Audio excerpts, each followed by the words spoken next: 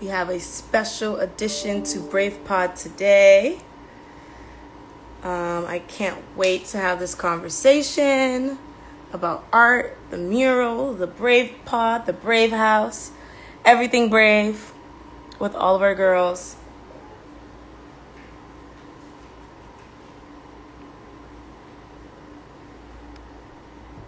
Hi.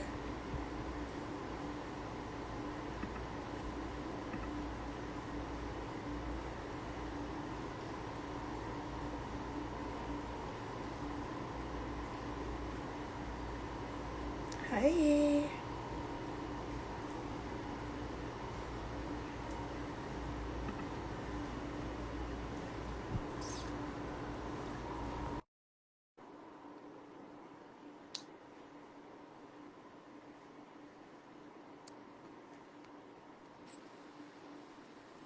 Hi. Hi. Oh my God, I love your hair. Is it brighter? Yes, it's brighter. I love it. Thank As you can you. see, I'm on the bright hair wave. Yes. My sister wanted to experiment, and I was like, sure, let's do something different. I So, love it. Do you like thank it? you. I'm sorry? Do you like it? I love it. Yeah. I I thought it was too love bright, but it. it looks good. It looks good. I think this is your look. Oh, Especially thank since your you. hair is like full and curly. Yeah. I love that.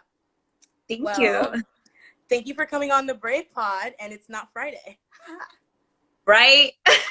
No, thank you for having me. Of course. So, for those of you guys who don't know, we're having a special edition to the Brave Pod today, and we're here talking to Candi about a mural that the Brave House was a part of. That's like on the Lower East Side, right?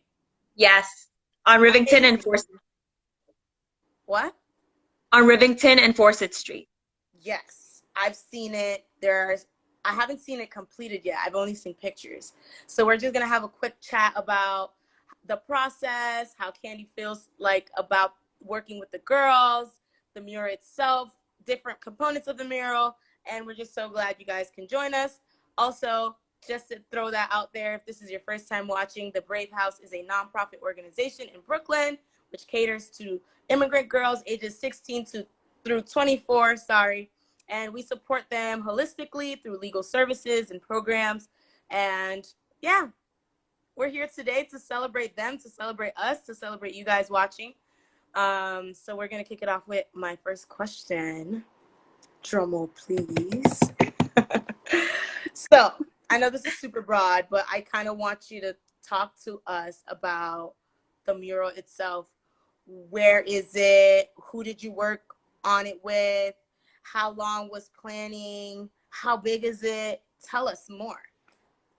Okay, yeah, of course. So, like I said before, the mural is located on the Lower East Side in Forsyth and Rivington Street, right literally on a wellness, Evolve and Wellness acupuncture clinic.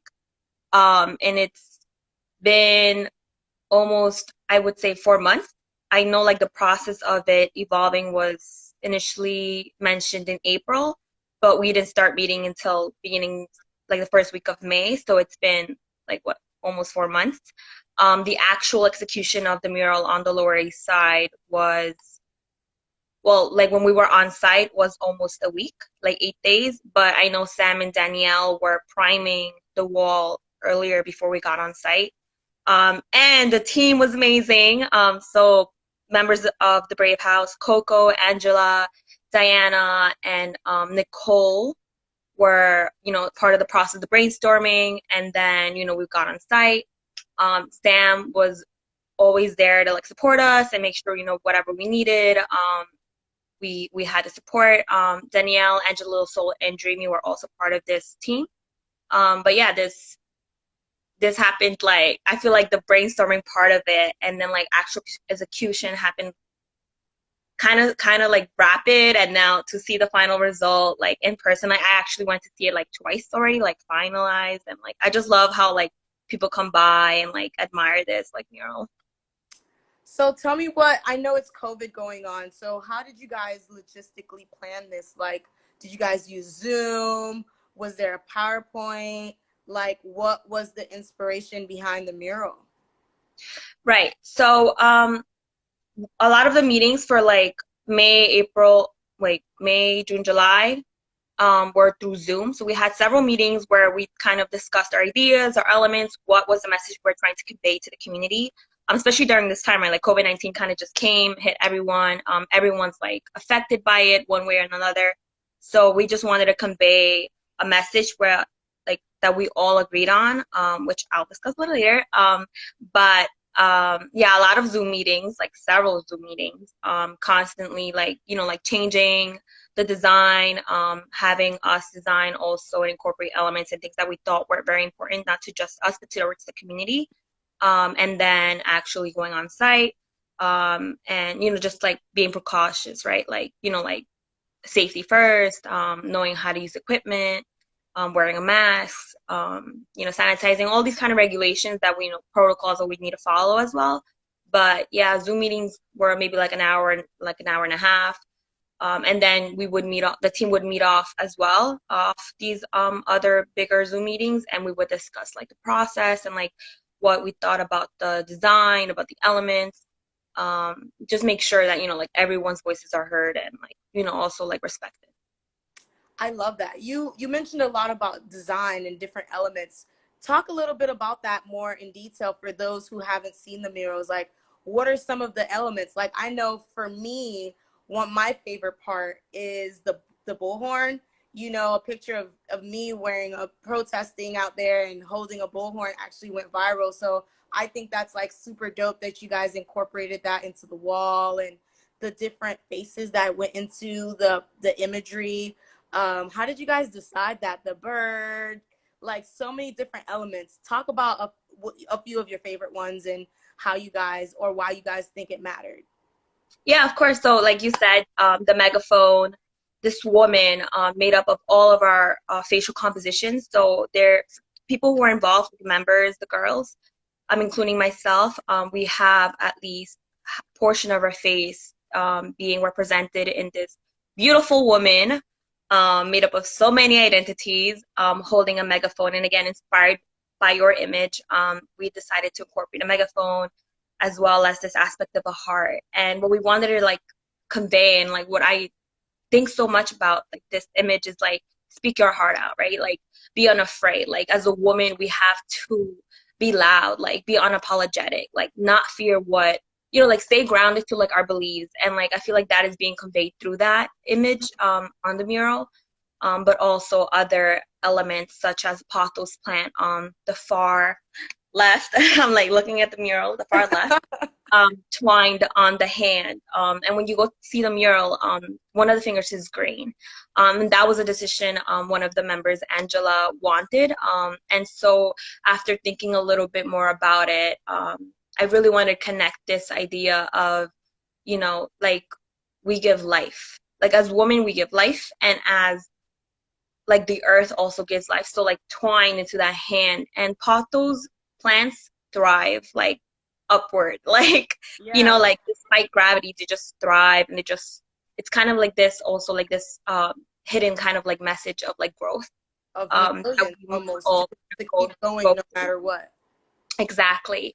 And then we have a quetzal on the top right.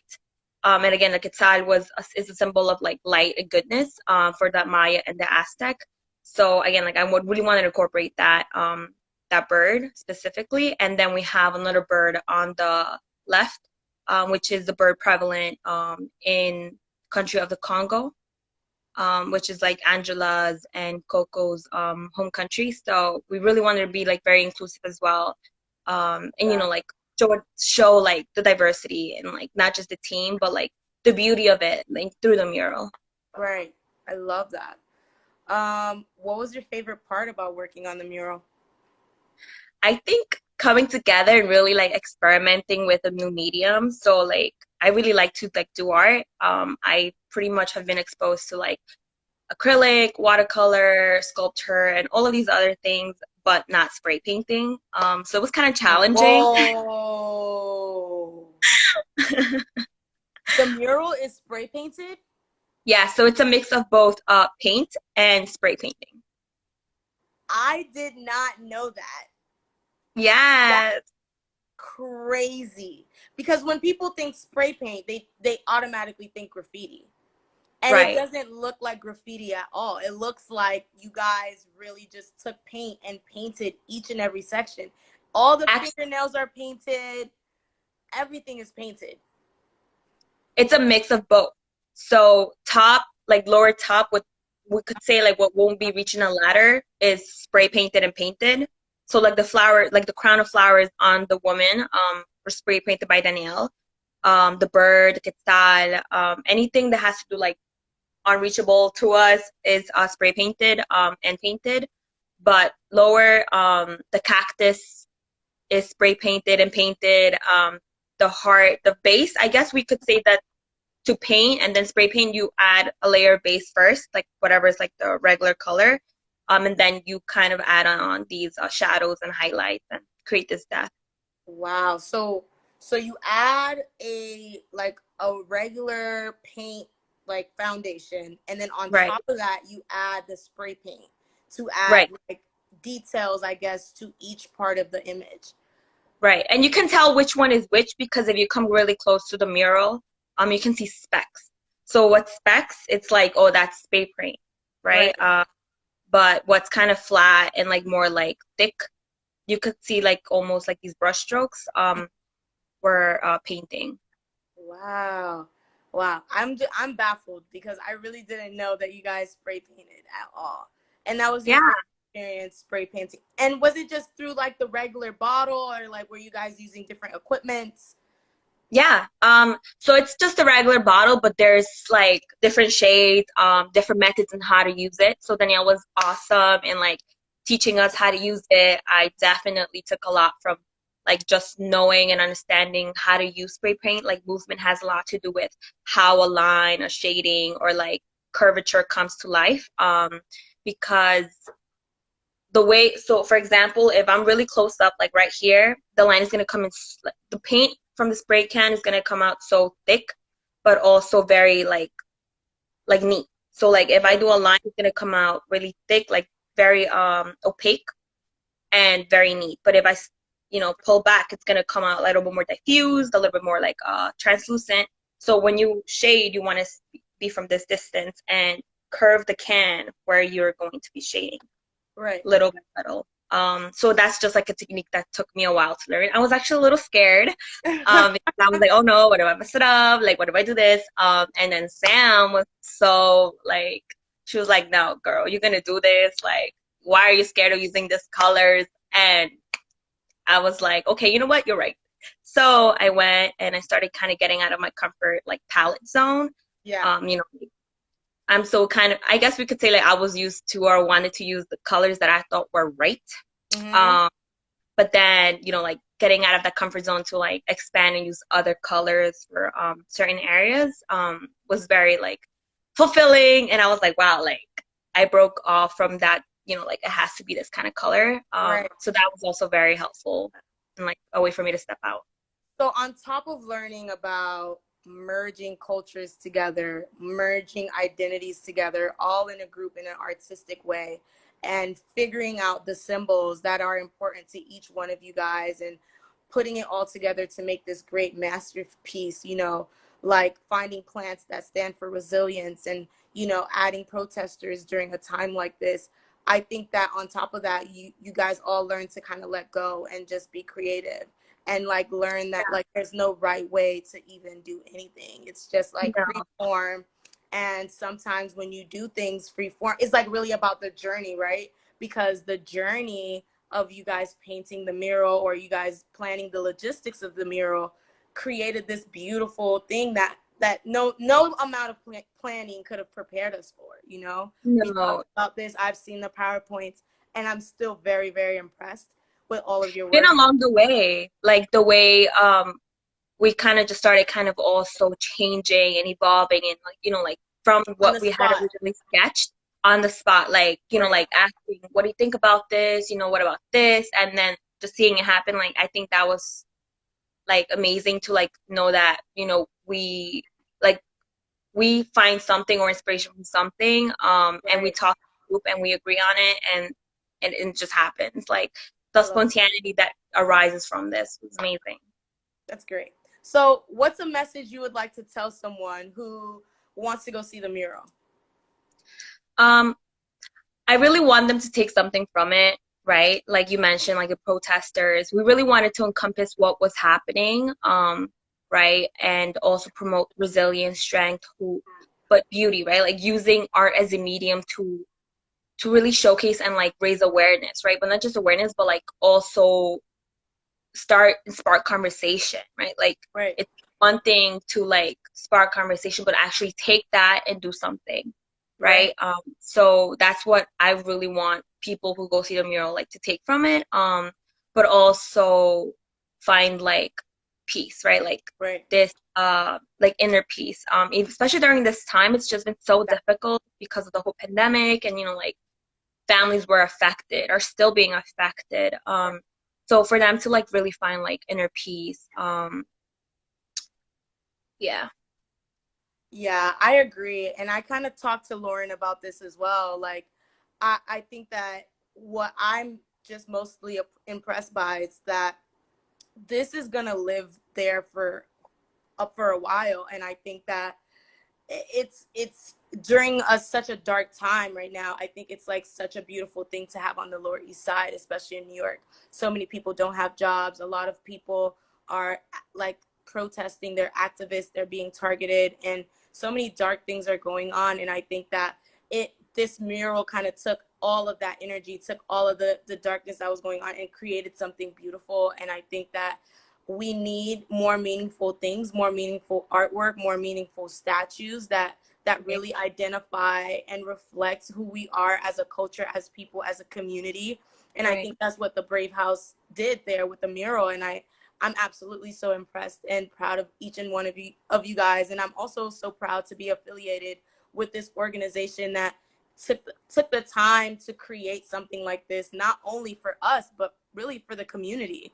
And I really love that. And thank you so much for like coming on here and talking to us about it, and posting your, stay tuned guys, we'll have a blog post about it soon as well Yeah. on the Brave space, so you guys can read about it, and then we'll have pictures of like old, like how it was supposed to look on the PowerPoint and how it ended up looking, and it's gonna be dope. So thank you so much Yeah, for joining us.